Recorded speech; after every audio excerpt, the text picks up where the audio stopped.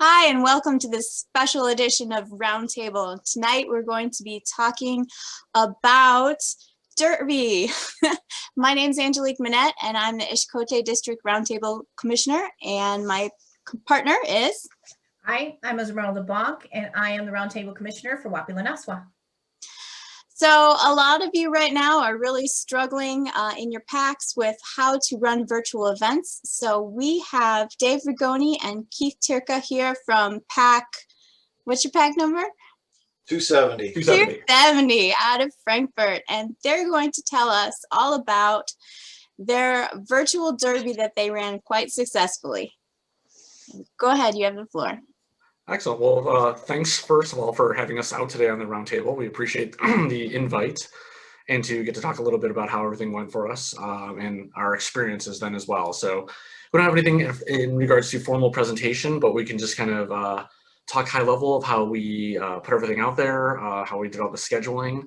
And then of course, joining us then today are Dave Rigoni as well from PAC 270, who has been the expert at all things Pinewood Derby, and then Brian Jackuden, who's been our Cub Master. So we kind of have the mix of all the different pieces here as well. But so just to kind of start it off, so again, I'm Keith Turka, so I'm the Wolf Den leader for the for PAC 270. Brian, did you just want to introduce, or Dave, sorry, you want to introduce yourself?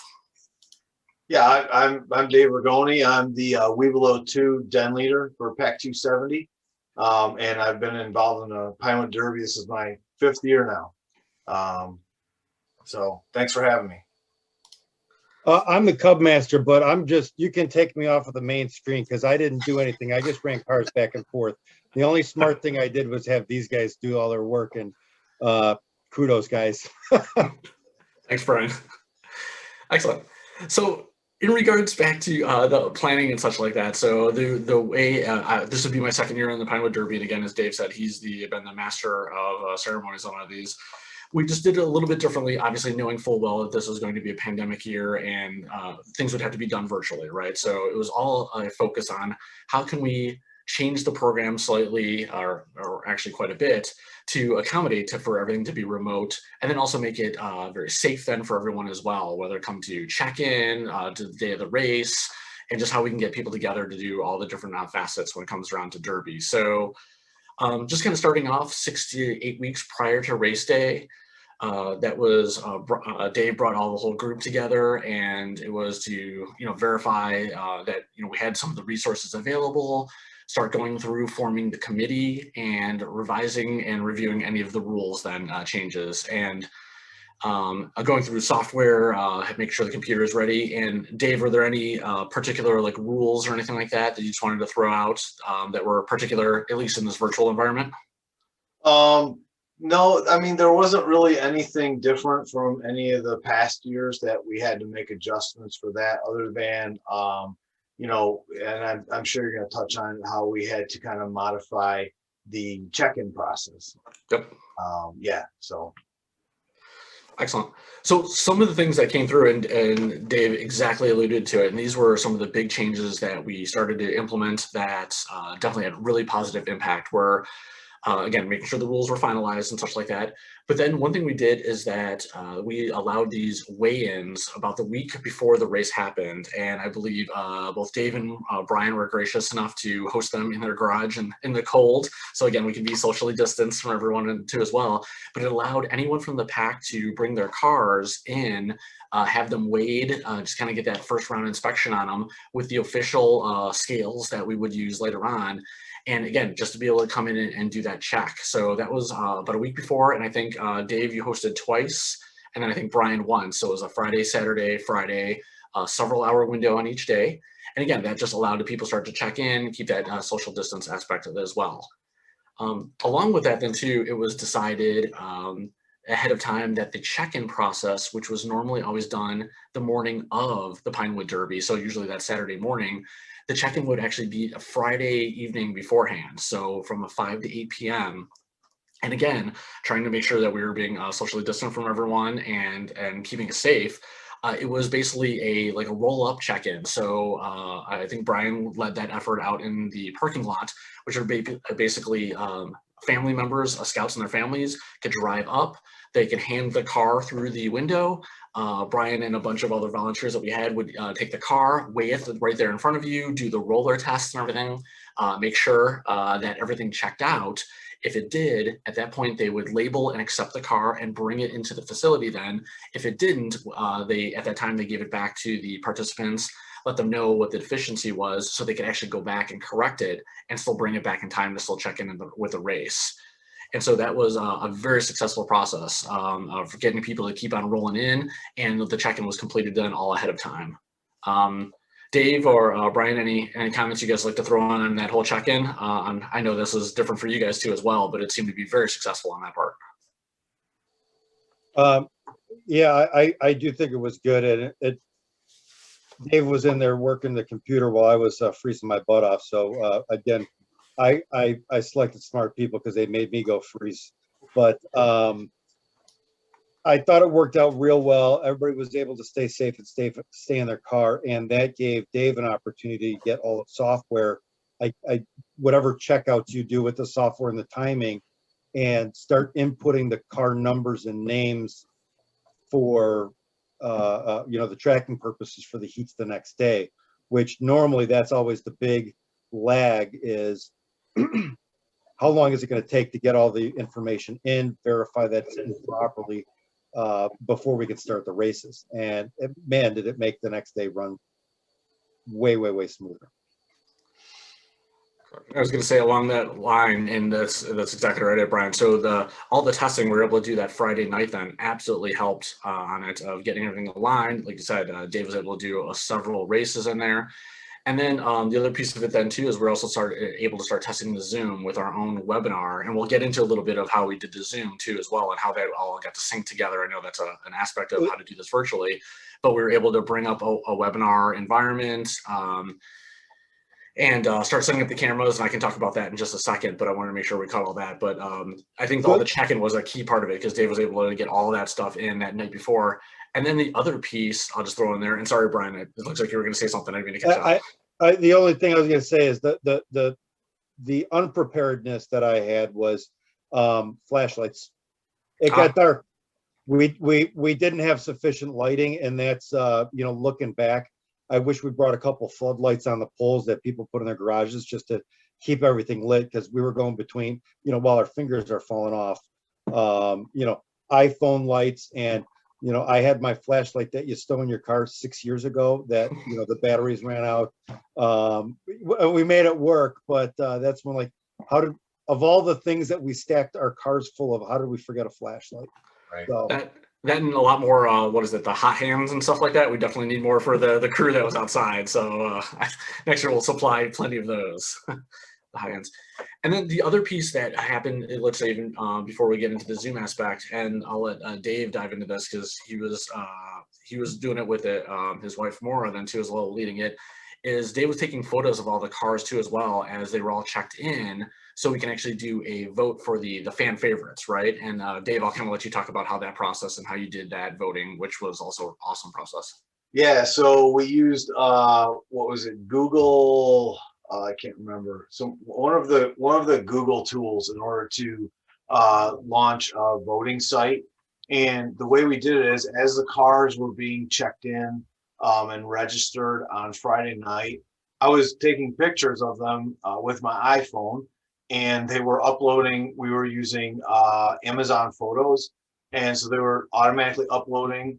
And my wife was sitting at home graciously and watching all these come in. And she was able to, on the fly, prepare the voting for the cars in each of the dens. And that was awesome, and that got really, really, really good feedback from everybody, to the point that I think we might, when we do go back to in person, we might continue to go this route because it just worked out really well. No, that's spot on. And I know the morning of, we'll talk about the next morning of and how that got launched, but so to continue on to that piece, but that was a fantastic piece to get it completed at the end.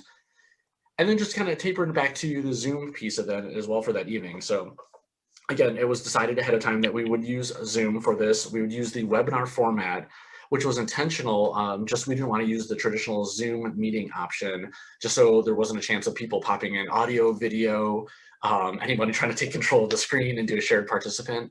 So in the webinar format, we were able to control it as we were the only ones that were able to post video on there, share a screen, and then interact with the audience then via a QA format.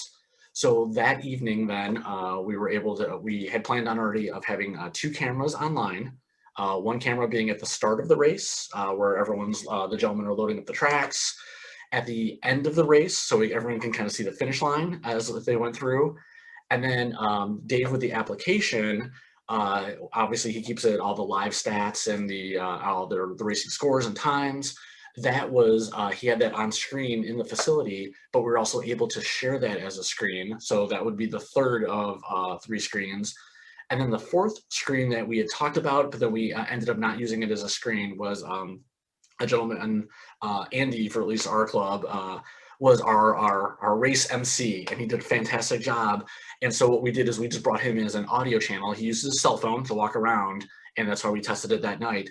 And he did a great job, and the audio came out very, very clear to have him just using his phone, but tied into the Zoom webinar as an actual participant, instead of just being, as a presenter, instead of just a participant in the webinar. So it was kind of the combination that we had tested for that evening, the different video feeds. And then even as Dave had mentioned then too as well, we had a couple of family members remote that evening that were also able to jump on and then watch our webinar for a couple of minutes and give us some pointers. Audio looks good, video looks good, that kind of thing, just to make sure all of that looked good for the day of the race. Yeah, and I think the other thing to point out is what we learned from testing it was we were able to, when we sent the link out that night, to let people know that it was best viewed on a PC. Like you will be able to view it on the iPhone, but don't expect it to be perfect, right? Correct. So that was a big thing that evening too. Of that. No, that's a fantastic one. And actually, going into the notes that we had in the next section, Dave is absolutely correct. We ended up even pinning the video of the finale of the racetrack, just because that's what people wanted to see most. And on Apple devices specifically in the webinar, only one video was popping up. You could still see the shared screen, so you can always see the race stats, but the video, it wasn't showing both videos equally as you could on a PC. So then I ended up having to pin it so they could see the finale, which again, seemed much more exciting to everyone. And that's the feedback we definitely got at the end of this too as well. So day of the race, obviously we're all there far earlier, brought the Zoom online. We kept it in demo mode only, or I think it's called practice mode. So nothing was live. Dave was able to do track testing a couple more times. And then back to the voting, Dave, I think it was Dave and Maura, they sent out the voting link to all the parents. And I think they gave them a window by say 10 a.m. of that day to complete it. Our MC reminded people during the actual race to go through and do that then as well. But that was all kind of handled as a separate process then as well. And then I think it was at 9:30, the actual presentation kicked off. We kicked on the actual session at that point in time and started to let everyone join. I think we had like 40 something participants, almost getting into the 50 participant mark. And to start it off, we had introduction by our Cub Master, Brian. So just again, said our Pledge of Allegiance, did the Scout Oath and Law, and then he handed it off to our MC right away, and we started the race. So kicked right into racing, got the video going, and again, had our 2 cameras active. And then myself kind of to be the Zoom point person, one thing that I did myself, and I did find it was somewhat helpful, is while we were getting feedback from anyone from a QA perspective and how things were looking, I actually did have my cell phone with me and joined in as a participant, and then was able to hear the audio and see the video at any point in time too as well. So we knew if we had to adjust microphone levels, or if the camera got a little skewed or anything like that, I could see it as I was watching, but kind of behind the scenes then a little bit. And like Brian said, he and the team were grabbing the cars as they were coming down, loading them right back up. So it was kind of a speedy process that way. And Dave, of course, is the master of the application. So he kept us on track, application presented, and made sure that all our races were on time and kept on going. Moving forward, so obviously the team stayed in communication there, making sure everything kind of kept going from that direction. And then even too, again, from a QA perspective, what we were trying to do is at least get some engagement going there from the Zoom QA part. So I was posting there, congratulations to the racers. We'll talk about the winners here in a second and stuff like that. But just, hey, Wolves are up next. All right, good luck, Wolves. And hey, that was an awesome race, like very speedy. And a lot of there's feedback from the audience. I believe it was some of the scouts and probably some parents too as well. But it was good at least to try to get some people to talk because there wasn't any audio interaction. So we're at least trying to get them excited that way. I think there's more that can be done with polls and things like that too as well live. But it was at least some chat that we had that direction. Yeah, Keith, if I could chime in for just a quick second, and I wish Andy was here with us because Andy is our MC. He's one of the assistant Cub Masters. He did a phenomenal job. And yes, shouting out to him, but the night before the race, as they were all coming in, he spent a significant amount of time going through every car, seeing which scout it was linked up to, and coming up with a nickname for that car and that scout. The Purple People Eater car, or Nate the Great, or the Pumpkin Smasher, yeah, Pumpkin Smasher, and for every, what do we have, 43, 44 cars, every single one had a nickname, and he had it when they were racing.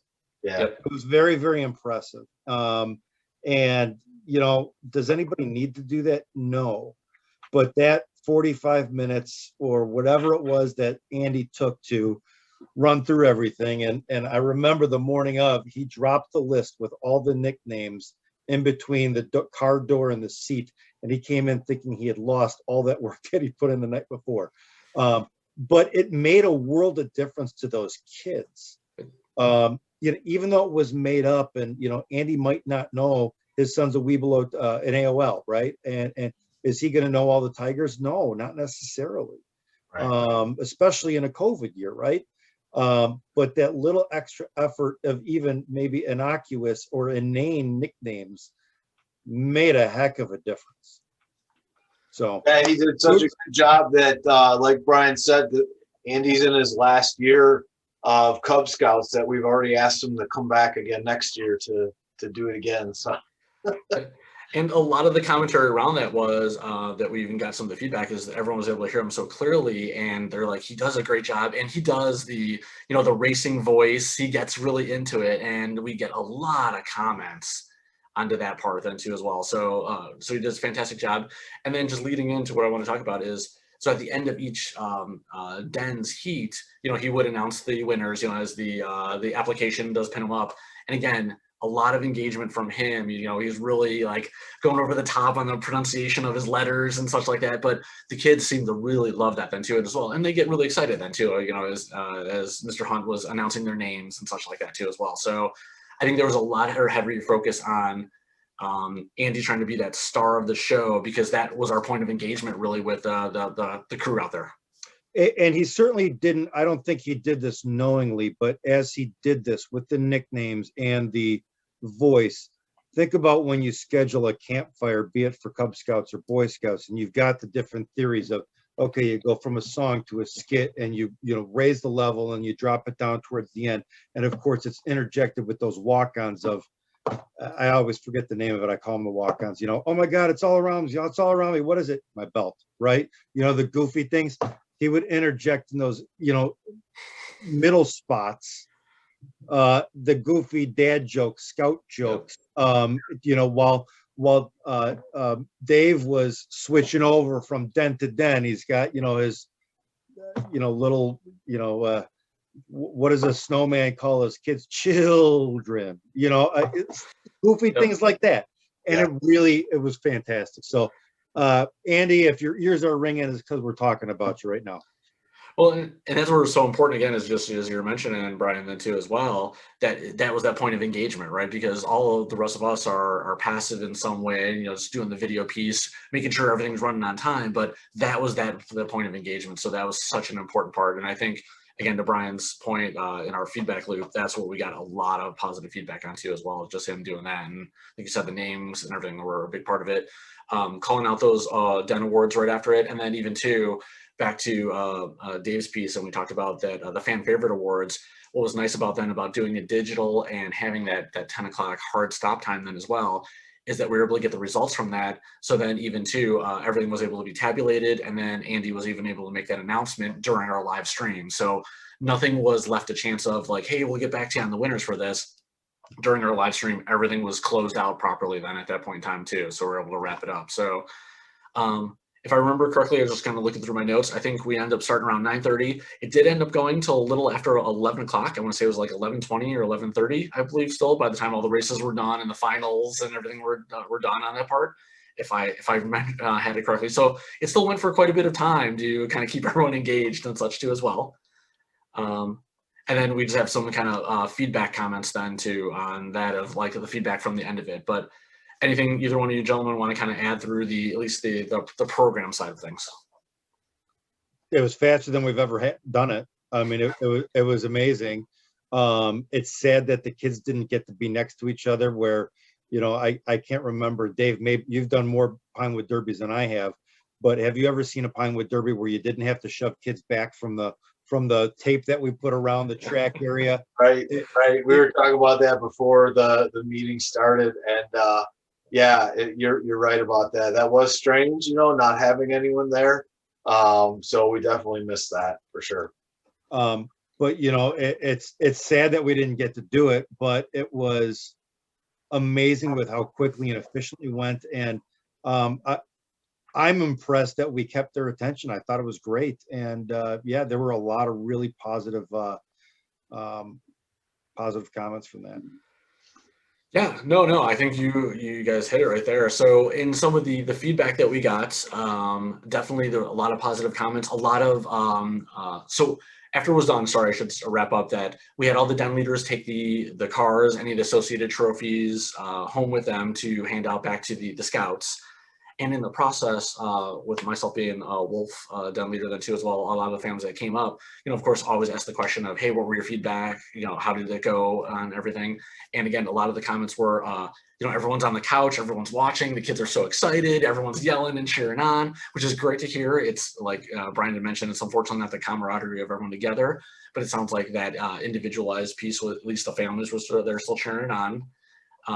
Definitely everyone commented on the audio and Andy on that piece. Just that was the aspect of engagement.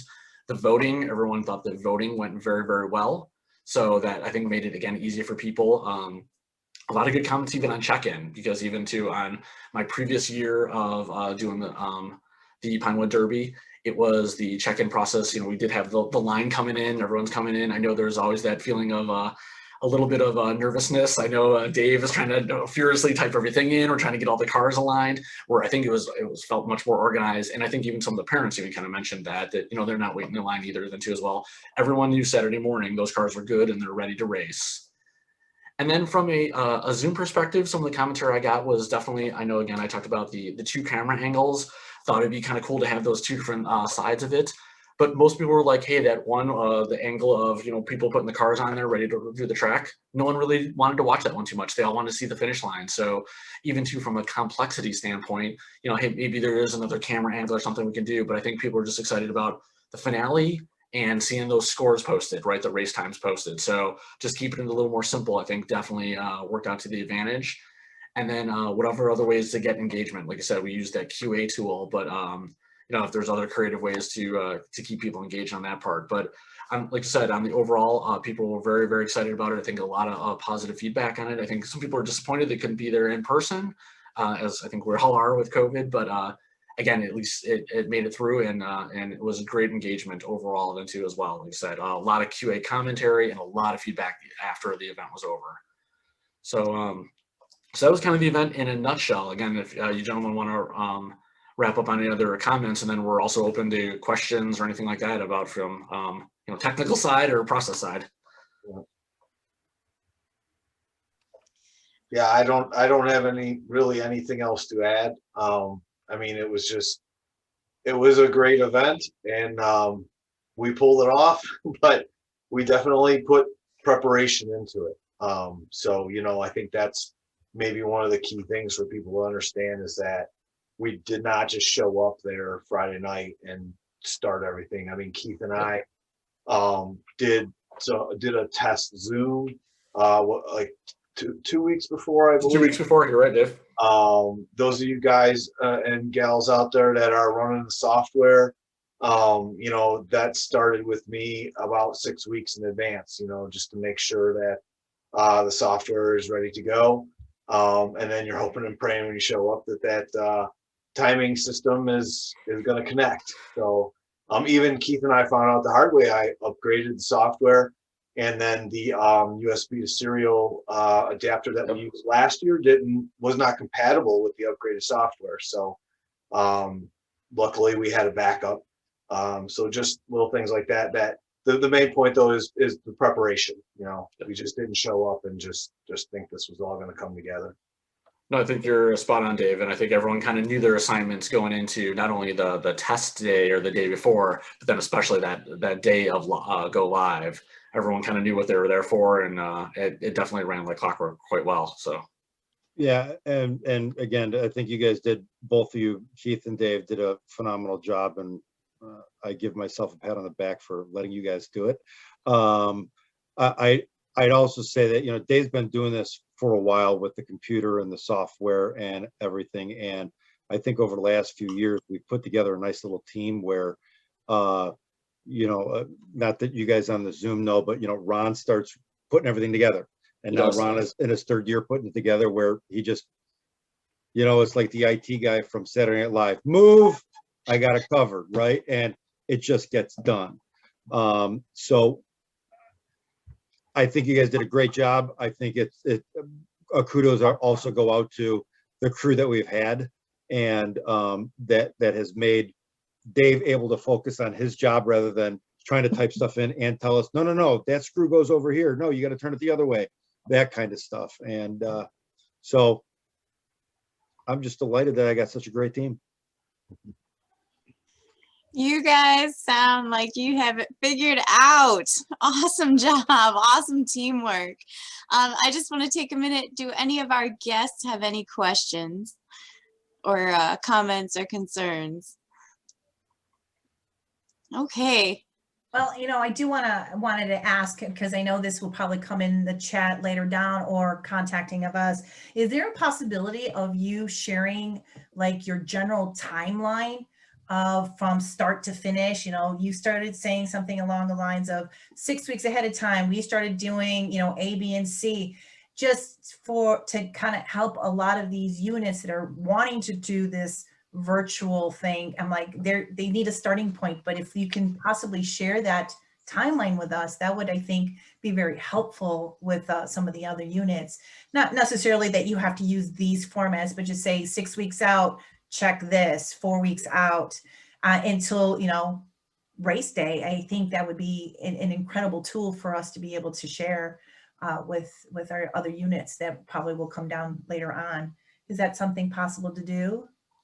I don't have any issue with that at all. I think we have some general guidelines and notes of how we did plan it out, and I don't think I see the other two gentlemen nod their heads. I don't think it's not proprietary. Right, exactly. So exactly. So we have no problem to share and to help each other out. So I think that tool would be great. I mean, once you clean it up or whatever you want to do and send it to either Angie or I, that would be great, and we can go ahead and attach it to the Facebook page as well once we push this out. The other thing is that Google form. I know a lot of people have been using more and more of the Googles, and there's so many intricacies with the Google form that sharing that Google form as an example of how to set their own up would be also another great tool to have. You just can share without editing, and that would be great for us to be able to, even if it's just a link for them to kind of go to and take a look, would be another useful tool to have as well. So yeah, and then if there's any possibility of us sharing your contact information in case someone wants to bypass us and go straight to you and say, hey, I just want to clarify this document or clarify this. Is that something also that would be useful for our members as well? Is that okay? Am I unmuted? Yes. I'll say I'm okay with it. I don't know, Dave and Keith, I don't want to speak for you guys, but if you want me to be the filter, I can be the filter. Otherwise, it's up to y'all. Nah, it's fine. It's Yeah, I fine. don't, Even we'll if be it's happy an to share our email. addresses. Yeah, we can give you the whole review document. We'll be happy. I can share out addresses and stuff like that then too as well. If somebody has a question about it, you know, I know any of us would be happy to answer it, especially if it helps out somebody and they have a better experience. By Right. all means. Well, because you're explaining certain things in it's like a lesson plan. I have a really great lesson plan. I want to share it, but it's in your head it's one way, but I kind of need to clarify exactly what was going through your mind when you did this. Oh, okay, got it. So it's those kinds of things that want to make sure that we can get the best for all our units. So. And one thing I'll definitely throw out there too as well is if there are other people watching this and say if they go through this plan and they do it a virtual as well, or follow what pieces they'd like, if they find things that are winner steps as well that say we didn't look at it or we didn't do too as well, one thing I'd always love to hear is the feedback too of like, hey, we did it this way and we had a great experience too. We're definitely open to how do we even get to be better next time, right? So definitely too, for anybody out there watching, we'd love to hear your feedback too as well on how you do. There you go. Every time we sign in for a roundtable, it says, what do you want to talk about? Maybe next year's December is everybody bring your Pinewood Derby stories, right? Yeah. There you go. Call it Pinewood Derby December. We are making note of that. Absolutely. All right, I want to thank you all very much for coming and for sharing your information with everybody. We are all in this together. We are all scouts. We are all trying our best right now. So thank you so much for sharing with all of us.